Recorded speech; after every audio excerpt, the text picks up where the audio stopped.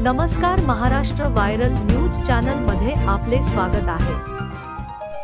पाहूया यवतमाळ जिल्ह्यातील उमरखेड येथे शेतकऱ्यांच्या कर्जमाफीसाठी चक्काजाम आंदोलन। आंदोलनात असंख्य शेतकरी बांधव उपस्थित। राष्ट्रीय मार्ग महामार्गासह राज्यमार्ग 2 तास ठप्प।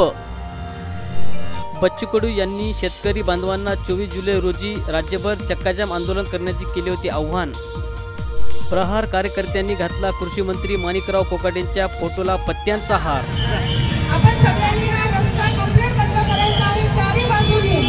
आपल्याला माहिती आहे की आपण हा जो लढा आहे, जे आपले झुंजार नेतृत्व, जे आपल्या शेतकऱ्यांसाठी सामान्यांसाठी जे झटत आहे, झगडत आहे, जे सामान्यांसाठी रस्त्यावर आलेला आहे, अमरावती पासून ते उमरखेड पर्यंत जी पदयात्रा चाललेली आहे, स्वतःच्या बाळाला मोठे फोड आलेले असताना सुद्धा त्यांनी कुठेही स्वतःची दयावया केली नाही।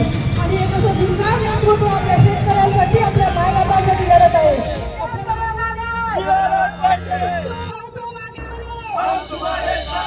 महाराष्ट्र माननीय बच्चूभाऊ कडू यांच्या नेतृत्वात चक्काजाम आंदोलनाची हाक माननीय बच्चूभाऊ कडू यांनी दिली होती।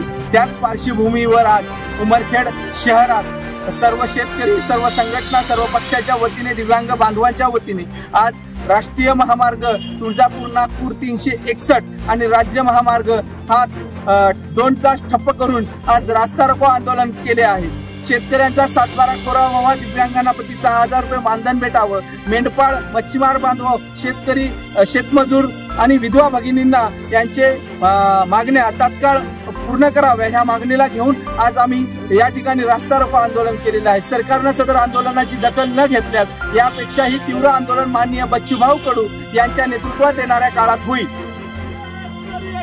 शेतकऱ्यांचा 7/12 कोरा करून कर्जमाफी करा। आंदोलक व शेतकरी आक्रमक होत असल्याने त्यांना स्थानबद्ध केले।